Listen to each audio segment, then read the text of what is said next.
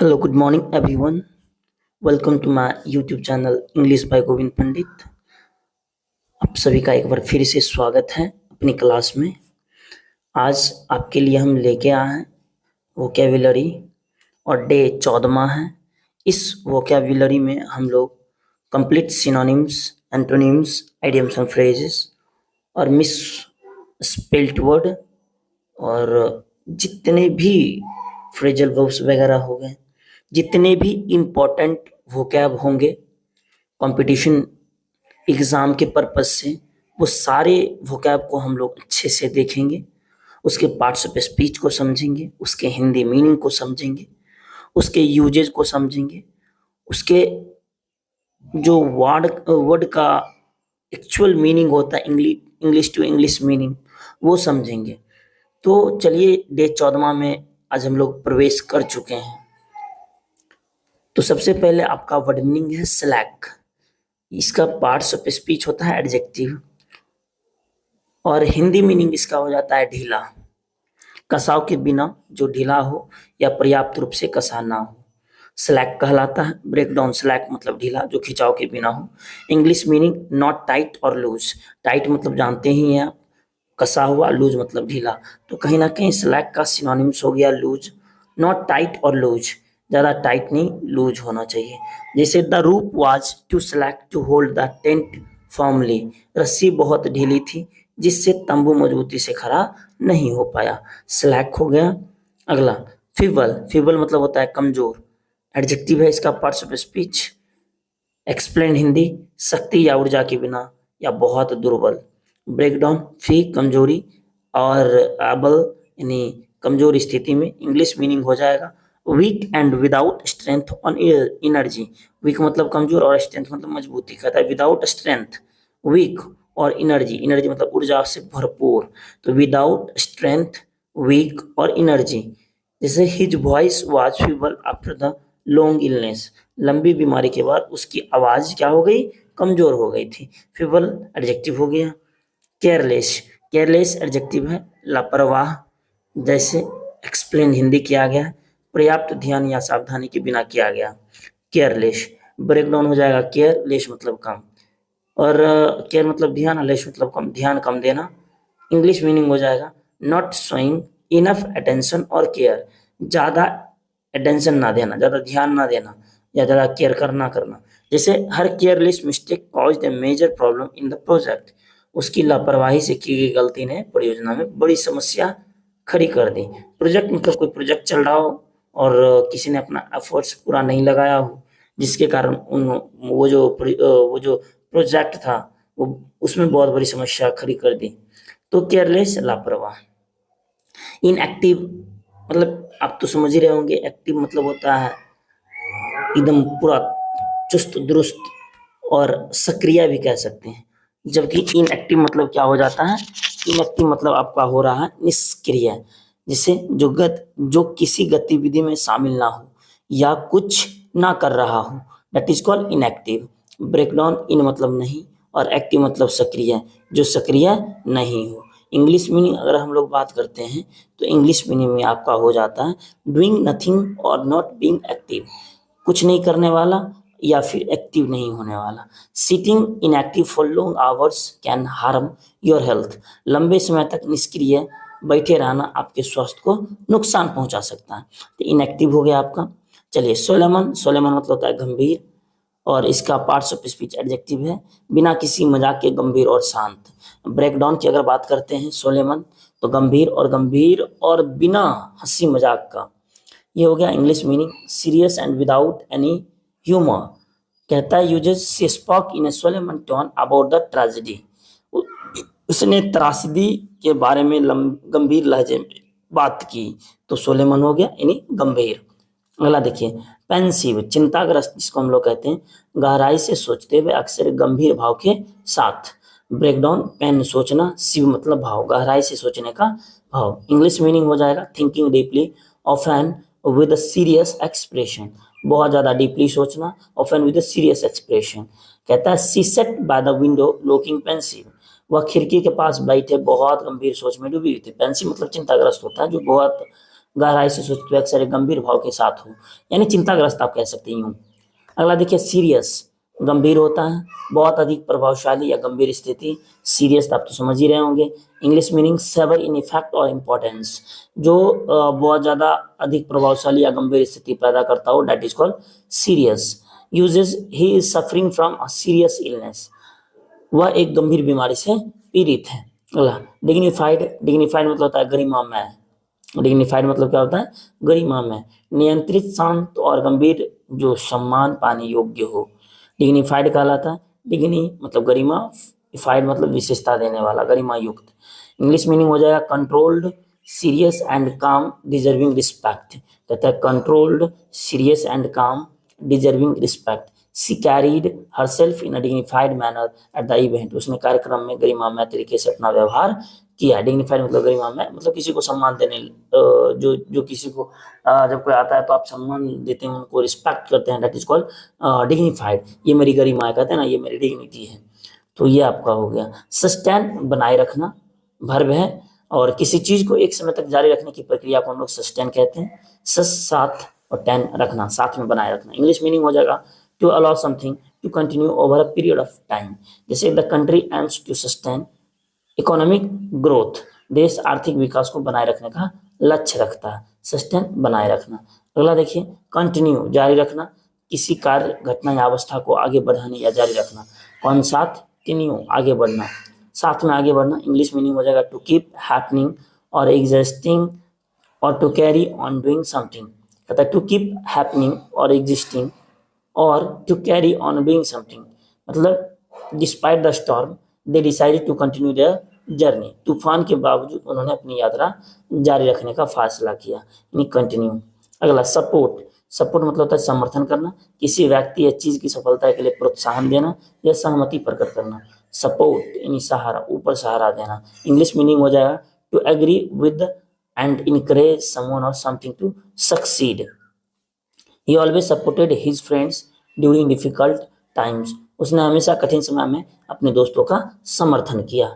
अगला देखिए vindictive, vindictive मतलब होता है प्रतिशोधी, वह जो किसी को चोट पहुंचाने की इच्छा रखे क्योंकि उसे खुद नुकसान हुआ हो। बिल्कुल जैसे हैविंग और शोइंग अ विश, इसका हिंदी हो रहा है यहाँ पे कि हैविंग और showing a wish to harm someone because of perceived harm, क्योंकि उसको खुद नुकसान हुआ है। परसीव्ड हार्म, परसीव्ड मतलब खुद का, और हार्म मतलब समझ रहे हैं कि जो जिसको नुकसान पहुंचता हो। विंडिक्टिव प्रतिशोधी, जैसे हर विंडिक्टिव एक्शंस शॉक्ड एवरीवन, कहता है उसकी प्रतिशोधी हरकतों ने सभी को चौंका दिया। विंडिक्टिव मतलब होता है प्रतिशोधी। अगला देखिए स्पाइटफुल, द्वेषपूर्ण एडजेक्टिव है, इसका पार्ट्स ऑफ स्पीच और एक्सप्लेन किया गया है, हानि पहुंचाने की इच्छा से जो प्रेरित हो, यानी आप कह सकते हैं स्पाइटफुल। जैसे स्विंग और काउज्ड बाय डिजायर, डिजायर मतलब इच्छा होता है, हार्म मतलब क्या होता है भाई? हार्म मतलब क्या होता है? हानि पहुंचाना। और अपसेट समवन यानी किसी को अपसेट कर दे या किसी को मतलब आई मीन हानि पहुंचाने की इच्छा रखने वाला व्यक्ति स्पाइटफुल कहलाता है। उसमें द्वेषपूर्ण जिसको हम लोग कहते हैं। जैसे ही spiteful remarks caused a lot of unnecessary conflict, उसकी द्वेषपूर्ण टिप्पणियों ने अनावश्यक विवाद खड़ा कर दिया। अगला देखिए रेवेंजफुल, रेवेंजफुल मतलब भी होता है प्रतिशोधी, यानी बदला लेने की इच्छा रखने वाला। रेवेंज बदला, और फुल मतलब गुणवाचक होता है, यानी बदला लेने वाला। इंग्लिश मीनिंग हो जाएगा डिजायरिंग टू सीक रेवेंज, बदला लेने की इच्छा रखने वाला। He gave her revengeful look after losing the argument, बहस हारने के बाद उसने उसे प्रतिशोधी नजरों से देखा, रेवेंजफुल हो गया।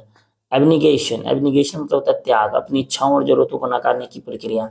एब मतलब दूर और नेगेशन मतलब होता है इनकार, इच्छाओं से इनकार करना। इंग्लिश मीनिंग हो जाएगा the act of renouncing or rejecting something especially for selflessness, the act of renouncing or rejecting something especially for selflessness. Her life was one of self abnegation and sacrifice for her family. कहता हर life, उसका जीवन जो था one of self एब्निगेशन, अपने परिवार के लिए त्याग और आत्म निराकरण का था, एब्निगेशन। अगला देखिए डिनायल, डिनायल मतलब क्या होता है? अस्वीकार। जैसे एक्सप्लेन हिंदी क्या गया, किसी तथ्य, सत्य या अस्तित्व को नकारने का कार्य। डी मतलब दूर और नायल मतलब स्वीकृति, स्वीकृति को दूर करना। English meaning a statement that something is not true or does not exist. The company's denial of involvement surprised everyone. Company की शामिल होने से इनकार ने सभी को चौंका दिया। डिनायल हो गया और स्वीकार। अगला रिनाउंसमेंट। रिनाउंसमेंट मतलब होता है परित्याग। किसी चीज को छोड़ने या त्यागने की प्रक्रिया को रिनाउंसमेंट कहते हैं। री मतलब फिर से और नाउंस घोषणा करना, छोड़ने की घोषणा। जैसे इंग्लिश मीनिंग हो जाएगा द फॉर्मल रिजेक्टिंग और गिविंग अप ऑफ समथिंग।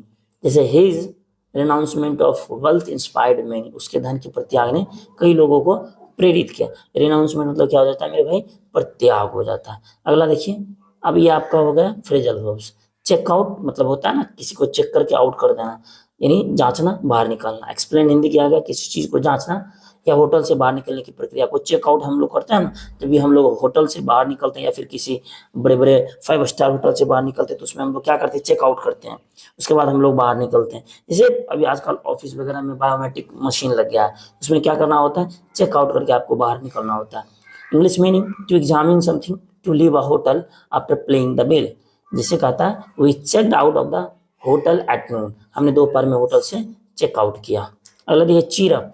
चीर अप मतलब होता है खुश करना या खुश होना। एक्सप्लेन हिंदी की गई है किसी को खुश करना या स्वयं खुश हो जाना। ब्रेकडाउन चीर प्रसन्नता अप मतलब ऊपर। इंग्लिश मीनिंग हो जाएगा to make someone feel happier, to become happier. मतलब good joke will cheer up you, एक अच्छे मजाक में खुश कर देगा। किसी को खुश करना या स्वयं खुश हो जाना। To make someone feel happier या टू बिकम हैप्पियर, खुद खुश हो जाना। चीर अप। अगला देखिए चिकन आउट।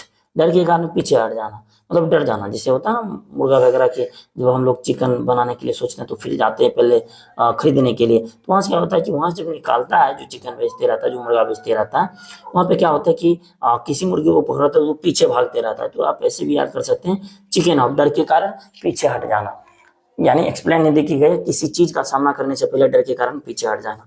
ब्रेकडाउन चिकन मतलब गायब, आउट मतलब बाहर। English meaning to decide not to do something out of fear. से ही chicken out of the bungee jump at the last moment, वो आखिरी पल में बंजी जंप से डरकर पीछे हट गया। तो चिकन आउट डर के कारण पीछे हट जाना। चिप इन मतलब होता है योगदान देना। CHIP चिप इन योगदान देना, किसी चीज के लिए धन या सहायता प्रदान करना। चिप योगदान करना, इन मतलब अंदर। टू कंट्रीब्यूट ऐसे भी आई मीन कंट्रीब्यूट मतलब दान देना या योगदान करना, कुछ भी होता है। तो टू कंट्रीब्यूट मनी और help for something. Everyone chipped in to buy a gift for her birthday, कहता है सभी ने उसके जन्मदिन के लिए उपहार खरीदने में योगदान दिया।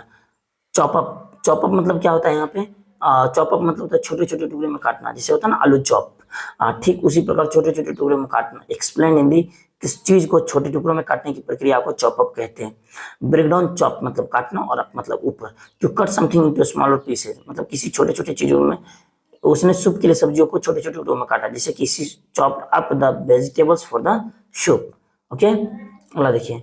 अब देखिए ये सारा वर्ड मीनिंग आपका वर्ड रिवीजन का है। स्लैक मतलब ढीला, फीबल मतलब कमजोर, केयरलेस मतलब लापरवाह, इनएक्टिव मतलब लापरवाह, सोलेमन मतलब गंभीर, पेंसिव मतलब गंभीर, सीरियस मतलब गंभीर होता है, डिग्निफाइड मतलब जो आपका ये होता है सिस्टम बनाए रखना, कंटिन्यू लगातार, सपोर्ट किसी को सपोर्ट करना, विंडिक्टिव मतलब होता है ना प्रतिशोधी, स्पाइटफुल मतलब प्रतिशोधी, रिवेंजफुल मतलब भी वही होता है प्रतिशोधी, एब्निगेशन मतलब त्याग, डिनायल मतलब खत्म करना, रिनाउंसमेंट मतलब क्या होता है, त्याग देना, चेकआउट मतलब बार लगा के बाहर निकलना, चिरप खुशियां मनाना, चिकन आउट डर जाना, चिपिन चिपिन अब तुरंत हम लोग यहाँ पढ़े थे योगदान देना, और चॉपअप मतलब होता है क्या, छोटे छोटे टुकड़ों में काटना। ये आपका वर्ड रिवीजन आप ऐसे कर सकते हैं, जब वहाँ याद हो जाए तो यहाँ पे वर्ड मीनिंग रिवीजन आप कर लीजिए। फिर अगला देखिए, अभी ये बात करते हैं हम लोग भाई रे आइटम्स एंड फ्रेजेस का। आइटम्स एंड फ्रेजेस में क्या होता है कि कहता है a man of letters, a man of letter. Items and phrases का मतलब पहले समझिए क्या होता है यहाँ पे कि आइटम्स एंड फ्रेजेस का मतलब जो होता है यहाँ पे कि फ्रेजल वर्ब आप लोग सुने होंगे गाँव घर में कि अज्जर गगरी छलकत जा, मतलब सेम सेम मीनिंग होता है, मीनिंग सेम सेम दोनों का होता है, बट क्या होता है कि एक होता है झपा हुआ मीनिंग और एक होता है openly meaning.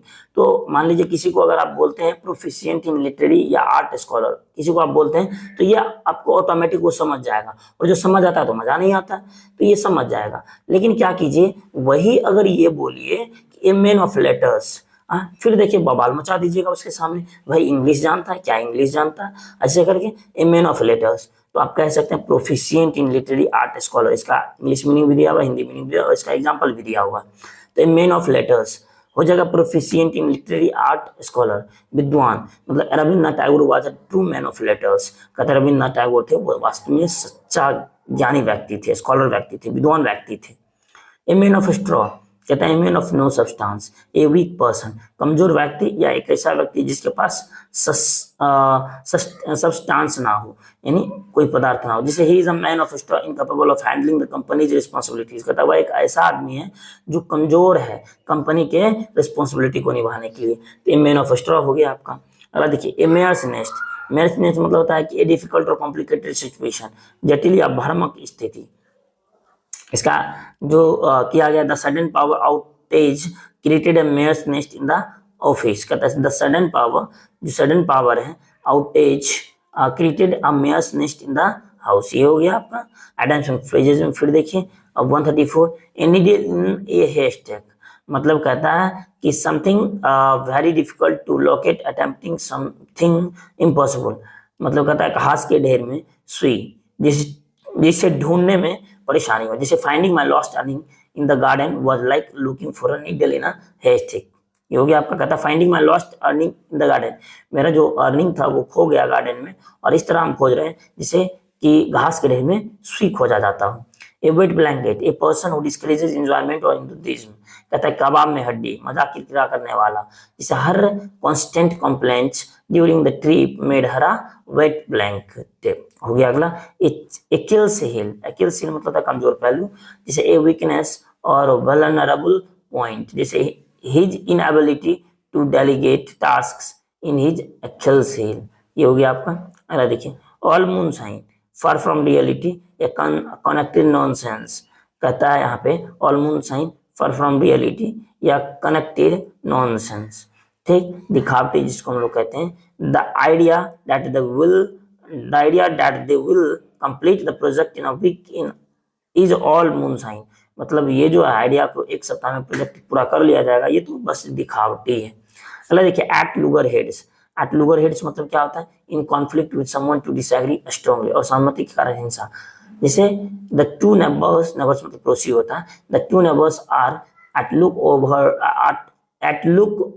Eight loggerheads over the property boundary, और सहमति के कारण कहता है द टू नेबर्स, दो पड़ोसी जो हैं प्रॉपर्टी को लेकर, बाउंड्री के प्रॉपर्टी को लेकर आपस में असहमति के कारण हिंसक बन गई है। अगला देखिए दोनों पड़ोसी के बीच। एट सी पजल्ड, कंफ्यूज्ड, एट ए लॉस, परप्लेक्स्ड, ये सारा होता है इसका परेशान, जैसे he felt at see when he started learning the new, ये हो गया।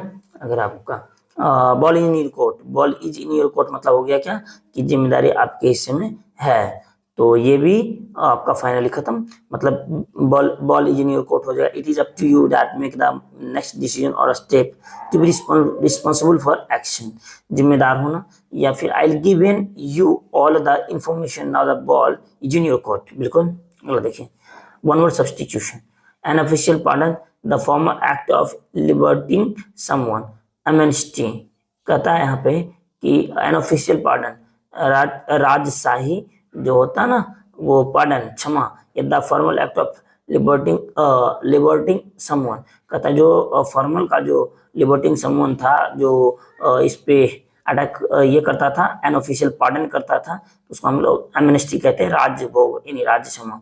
The government declared amnesty for political prisoners, कहता है गवर्नमेंट जो सरकार जो डिक्लेयर्ड कर दिया, राज्य क्षमा कर दिया फॉर पॉलिटिकल प्रिजनर्स, जितने भी राजनीतिक के कई मतलब दोषी थे। अगला a person who believes that laws and governments are not necessary, एक ऐसा व्यक्ति जिसके लिए ना गवर्नमेंट की जरूरत पड़ती हो, ना पर्सन की जरूरत पड़ती हो, ना कोई वीजा की जरूरत पड़ती हो।